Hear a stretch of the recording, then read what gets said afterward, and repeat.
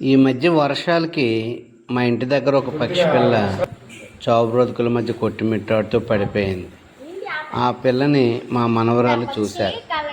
తాతయ్య, ఇది చూడు, చనిపోయే పరిస్థితిలో ఉంది, దీనికి ఏదైనా హెల్ప్ చేద్దామా అంటూ వాళ్ళు నా దగ్గర తీసుకొచ్చారు.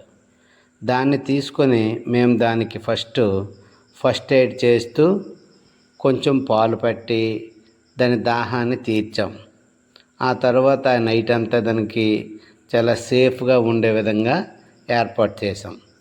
ఆ నైట్కి కొంచెం కదలికలు అనేవి వచ్చాయి. ఆ తర్వాత తెల్లవారేసరికి ఏదైనా పిల్ల ఏదైనా దాన్ని మింగేస్తుందేమని కూడా భయపడ్డాం. అయినా సేఫ్గానే ఇంట్లో జాగ్రత్తగానే ఉంది. తెల్లవారి సూర్యోదయం అయిన తర్వాత దాంట్లో హుషారు వచ్చి మేము వేసే గింజలు, పాలు అన్నీ తీసుకున్నది ఆహారం తీసుకున్న తర్వాత తనలో శక్తి వచ్చిన తర్వాత ఆటోమేటిక్గా మా ఇంటి ముందున్న చెట్టుపైకి ఎగిరి వెళ్ళిపోయింది. ఆ వెళ్ళిపోవడం చూసి మేము చాలా ఆనందంగా ఫీల్ అయ్యాం. ఎందుకంటే చనిపోవలసిన ఆ పక్షిని మేము రక్షించాం అనే ఒక సంతృప్తి, అది కూడా హ్యాపీగా ముందు రోజంతా దిగులు లేకుండా తన గూటికి చేరిపోతున్నటువంటి ఆనందంలో మేము కూడా ఆనందంగానే ఫీల్ అయ్యాం.